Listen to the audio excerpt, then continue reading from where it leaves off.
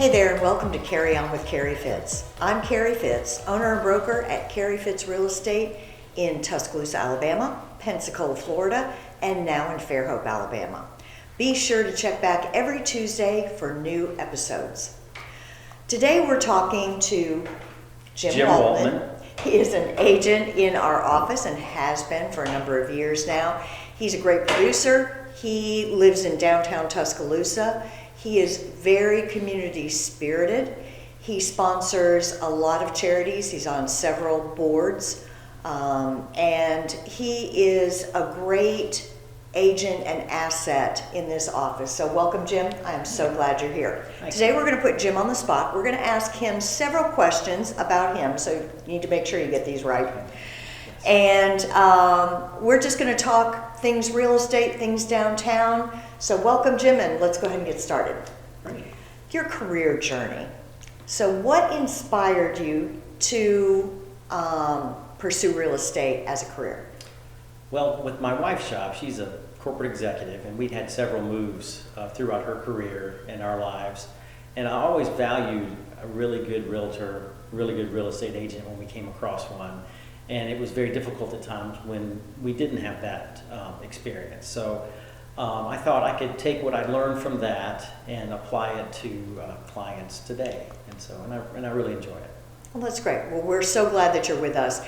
So can you kind of share your journey into the industry and some of the big lessons that you've learned along the way? Sure. Well, I started out being an analyst for a developer in Cincinnati, Ohio. Though I grew up in Tuscaloosa and went to the University of Alabama. And that sort of evolved into doing some commercial appraisals. And then I took a few years off to raise the children. And then, like I said earlier, just wanted to get back into real estate, and specifically residential. And I learned that I really enjoyed helping people. And it can be a very difficult and daunting process, buying and selling homes. There are a lot of steps involved. There's a lot contracts, of moving parts. A lot of moving parts. You have to work with a lot of different affiliates, bankers, appraisers, and so it takes a lot of collaboration. So I do enjoy that, though it can be challenging at times. Well, it sounds great that you've been in so many different levels of the real estate process. So tell me what your first real estate transaction was like, and what did it teach you? Patience. My first real estate transaction, I had a listing in Woodland Hills where I grew up, so I was really excited about that. But I was probably a little impatient to begin with, and I had to understand very quickly that the client's needs were much more important than anybody else's. That's right. And so, I did learn a lot, and I figured if that didn't kill me, I could, make it in this business. And but I did learn a lot, yes, and satisfying the client. Well, great. So day-to-day operations. What does a typical day in the life of Jim Waltman look like in terms of real estate? Well, I enjoy coming into the office. I don't know if any of you have been here in a Deering Swaim home, but it's just beautiful. So it is a great place to work. So I find it very comforting, and I can focus and get my work done, answering emails, reaching out to clients. That's sort of what I do on a daily basis. And, if I have a client that's, looking at houses, I'll, check out and go show houses. And when they get to the point where they like to write a contract, that takes some time. And again, I can do that from here very easily. I'm very well supported here. Then once you get a home under contract, there's lots of other things to do as well. You're scheduling inspections, you're talking to the buyer and or seller and negotiating any repairs, talking with lenders and coordinating things. And it certainly is a full-time job. That's right. So how do you balance? Because it is such a full-time job, and of course nights and weekends when buyers and sellers are available, that's when we need to make ourselves available. So how do you balance the demands of work and your personal life, especially during busy seasons like Christmas? Yeah, well, that can be a bit of a challenge. A lot of it, I try to get out in front of it with my wife, and she's very patient. If I have to step out of dinner and take a phone call or send a text, try to, though difficult as it can be at times, to set boundaries with clients and sometimes things come up and you have to answer the phone at 9 o'clock at night. But for the most part, I try to limit my correspondences, kind of during the working hours. But there are exceptions. Sure. So what tools or technology have made the biggest impact or difference in your workflow? Yeah, well, when I first got started, a lot of the technology was very challenging and daunting, just having sort of been out of the game for a while. But once I did learn it, it's very easy to communicate with clients, to send out emails and PDF, and keeping your files together both electronically and physical.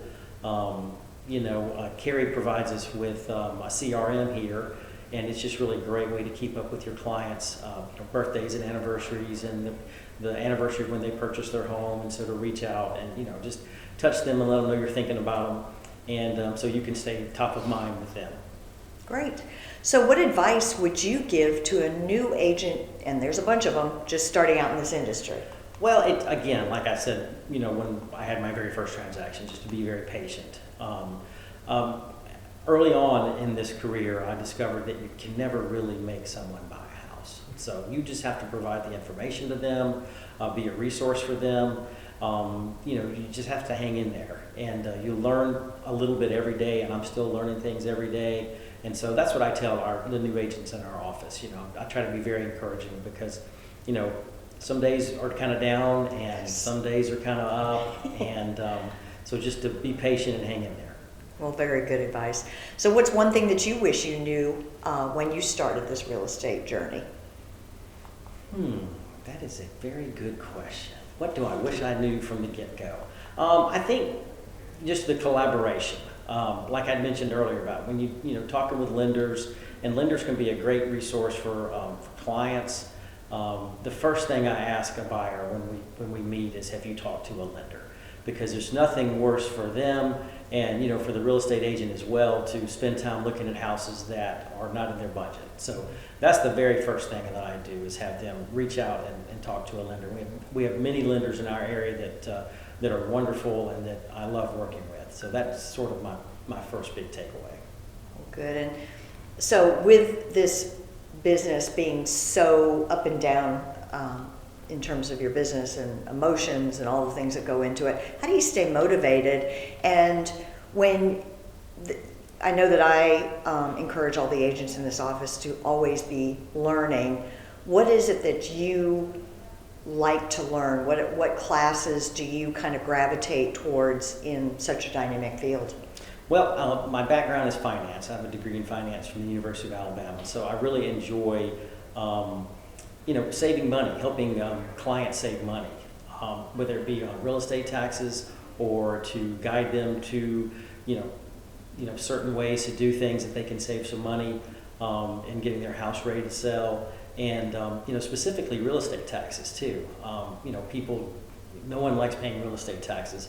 Though I will say I do enjoy getting my money's worth for things that I'm spending money on, but people don't typically like to spend money on real estate taxes. But the county of Tuscaloosa will do a reassessment this coming year, and I think a lot of people will see changes to their property values and subsequently their tax bills. And so a good real estate agent and realtor can help them make an argument, with, I don't want to say against, but with the county, to help lower their bill if they feel like that their assessment is too high. Oh, great. And then how do you stay motivated? What keeps you going? What keeps you coming to the office every day? Well, you can't maybe tell by the looks now, but I was a very competitive athlete back in the day, and I'm still pretty competitive. So I like to, keep a healthy competitive nature with other agents in our office, as well as, industry-wide in my MLS area. So that's kind of what keeps me going, is the competitive nature, and also to being able to help others, help people, find their dream home. I know that word gets overused, but the home that they're purchasing at the moment is certainly their dream home. So that's one of my big motivators. Well, great. And so, speaking of dream homes and all the homes that you've been in and that you've seen and that you've sold, what's the most unique or interesting property you've ever sold? Well, about a year and a half ago, I was trying to gain some business from a local company that was getting out of residential communities for individuals with special needs, and they had about a dozen houses, and I was trying real hard to get the listings. Well, they had sold them ahead of time. They packaged them all up and sold them to an institutional investor. So I was a little disappointed that I didn't get that, get those sales. But the individual called me and said, well, we have this giant commercial facility that we need to get sold. Would you be interested in listing that? And I did have a background in commercial appraisal, but I never really sold anything. So I partnered with another one of our agents in the office, and we were able to, sell it. And it was very interesting for me, just from a perspective of it being a commercial property and not a residential property. But I did learn a lot, and I enjoyed, again, collaborating with the other agent in our office. Right, and I remember that deal, and you both did a really great job with that. Got it done pretty quickly. If you weren't a real estate agent, what career do you think you would have pursued? Well, my wife said I'd be a great lawyer because I like to argue a lot. My husband says that too. But I would return that compliment to her as well. I don't know. Maybe, I think something definitely in real estate. Like before, I was an analyst for a developer and I did appraisal. I think it would be something definitely in real estate, because over the years we've bought and sold personally many homes, and have been very fortunate to do well with it. And so I'm a firm believer in home ownership, whether it be from the first-time home buyer to get things started and watch them build equity and sell that home and buy something else. And so I think it would be something definitely real estate related. Well, it sounds like you are where you're supposed to be, and that's great news. So how do you celebrate a big win or a successful closing? Well, it makes me very happy, and I enjoy that. I might smoke a cigar with a friend, or maybe have a glass of bourbon to celebrate. Well, great. Well, I know that you do some work with the Board of Equalization for Tuscaloosa County. Talk to us about that. Yeah, like I mentioned earlier, the county assesses properties. They apply the applicable tax rate, and that's how you come up with your tax bill. And so when people feel like that their taxes are too high, they have an opportunity once a year, it's in the summertime, to come before the Board of Equalization, and I'm one of 3 members, and they make their case of why they think that their property is overassessed. No one ever comes in and says they're not paying enough. It's typically the people that feel like they're paying too much. And so we consider the evidence that they present to us, and typically with other comparable sales in the neighborhood, and then we make a decision between the 3 of us. And that's why I had mentioned earlier in the segment about if you do feel like that your taxes are too high or your assessment is too high, find a good realtor who can run some comparable sales for you in your neighborhood to help make your case. So I'm happy to help the county out in that regard. Well, that's great, and I do love the fact that so many of our agents in this office are plugged in different ways in the county, in the city, in the historic districts, tons of different ways. Agents in this office are in the community and helping at so many different levels. It just makes this company look good, and it's thanks to agents like Jim that we do. Well, I appreciate so much Jim sharing his expertise and his time with us, but that's a wrap for today. Thank you, Jim, for being here. I really appreciate it. He's a great asset in this community and in this office, and we're so glad that he's with us. But that's a wrap for today's episode of Carry On with Carrie Fitz. Again, a big thank you to Jim Waltman for joining us. If you enjoyed this episode, don't forget to subscribe and share it with someone who could use this information. Until next time, carry on.